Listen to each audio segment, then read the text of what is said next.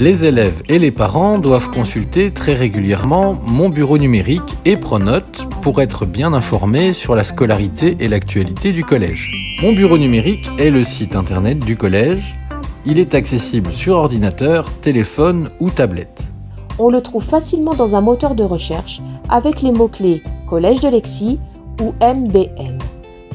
Les articles de la page d'accueil sont accessibles à tous, sans mot de passe. Mais, pour accéder à l'ensemble des services, connectez-vous avec votre compte EduConnect. Les élèves de 6e reçoivent leurs identifiants et mots de passe au collège en début d'année. Les parents qui ne l'ont pas déjà fait doivent se créer eux-mêmes leur compte EduConnect en cliquant sur « Je n'ai pas de compte ». Cliquez sur « Mot de passe oublié » si c'est nécessaire et contactez le secrétariat du collège si vous rencontrez des difficultés. Les élèves doivent bien mémoriser et connaître leurs mots de passe car ils permettent aussi de se connecter à Internet au collège. Une fois connecté à Mon Bureau Numérique, choisissez le portail du collège en haut à droite. Vous trouvez différents articles sur l'actualité du collège, les dates importantes, les projets pédagogiques et sorties scolaires, le menu de la restauration. N'hésitez pas à cliquer sur « Afficher plus d'actualités ».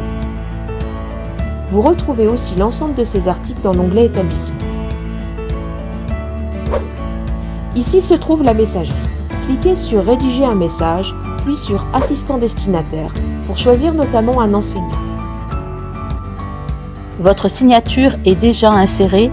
Écrivez donc votre message au-dessus de celle-ci.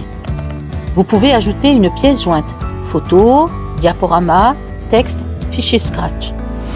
Dans le cahier de texte, le travail à faire restera vide sur Mon Bureau Numérique, car les devoirs sont remplis sur Pronote. Le cahier de texte Mon Bureau Numérique peut néanmoins servir, selon les demandes des enseignants, à rendre un travail numérique depuis le compte élève, mais pas avec ceux des parents. Dans ce cas, cliquez sur « Rendre », sélectionnez des fichiers, puis sur « Envoyer le travail ».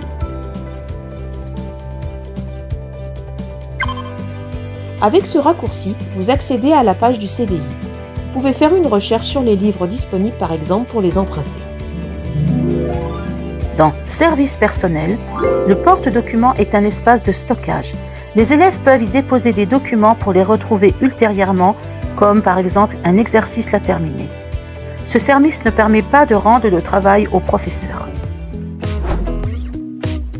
Dans l'onglet Ressources, les élèves trouveront des exercices et des documents. Les vidéos sur Lumni sont particulièrement recommandées pour les élèves curieux. On accède aussi au questionnaire PIX et au manuel numérique. Certains professeurs utilisent l'espace des classes pour mettre à disposition des élèves des documents en complément des cours. Avec l'onglet Scolarité, vous accédez à Pronote pour suivre les informations personnelles de la scolarité de l'élève. On y trouve l'emploi du temps à jour avec les éventuelles modifications.